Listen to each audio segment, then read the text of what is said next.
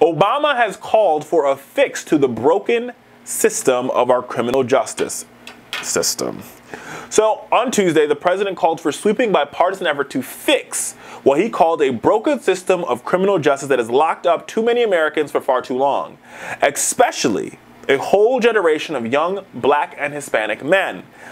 In a long and sometimes passionate address to the National Association for the Advancement of Colored People, Mr. Obama said that mass incarceration of the past 2 decades has gone too far and left too many communities devastated.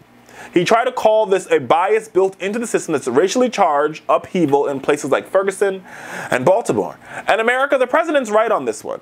For far too long, we've seen too many Black men and boys become part of a criminal justice system for making one mistake.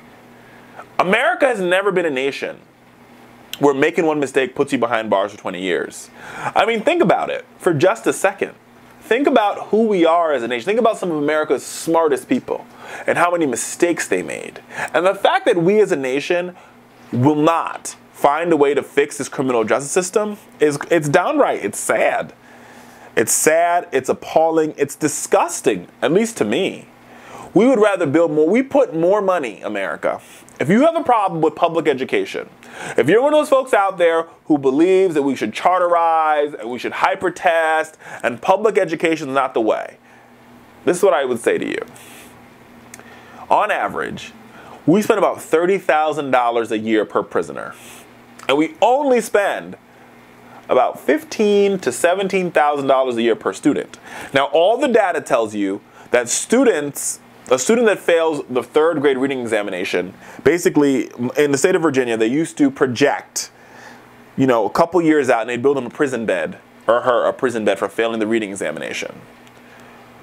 Here's my logic on this one for all you anti-public education folks. Why don't we take that money and invest in the front end and not the back end?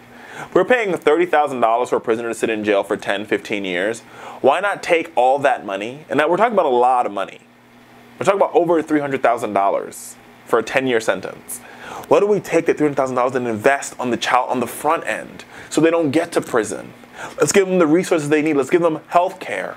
Let's give them mental health services. Let's help their parents find jobs. Let's give them textbooks. Let's fix the front end, America, and stop spending money on the back end. Real talk.